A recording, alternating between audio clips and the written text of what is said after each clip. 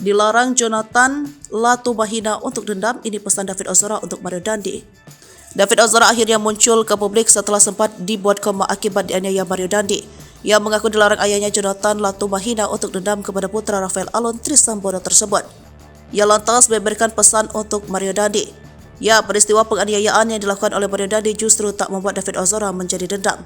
Hal ini tak lepas dari dorongan ayahnya, Jonathan, yang menyarankan agar tidak menaruh dendam meski telah dianiaya hingga koma panjang. Seperti diketahui, Jonathan dikenal sosok ayah yang menjadi garda terdepan selama kasus penganiayaan Mario Dandi terhadap putranya. Namun, kata Mario Dandi, ayahnya mengisyaratkan untuk tidak perlu repot-repot balas dendam dan menyerahkan segalanya kepada sang ayah. Kini kondisi David Ozora tampak membaik setelah sempat menjadi korban penganiayaan oleh Mario Dandi, anak tersangka kasus korupsi Rafael Alun Trisambodo.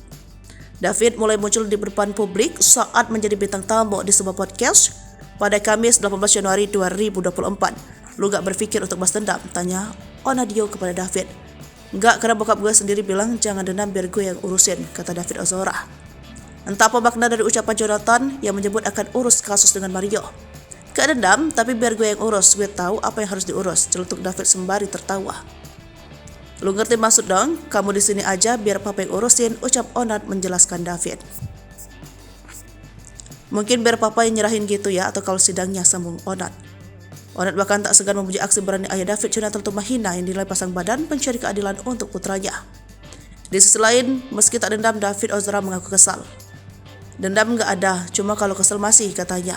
Menurut David, ia tak akan membalas perbuatan yang dilakukan oleh Mario, biarkan Tuhan yang membalasnya. David mengungkapkan pesan ke Mario Dandi. Ia masih tak menyangka dengan aksi yang dilakukan oleh Mario Dandi sampai koma. David lantas mengucapkan bahwa Mario Dandi orang yang bodoh. Sementara saat ditanya soal putusan hukum terhadap Mario Dandi yang divonis 12 tahun penjara, David menjawab cukup senang.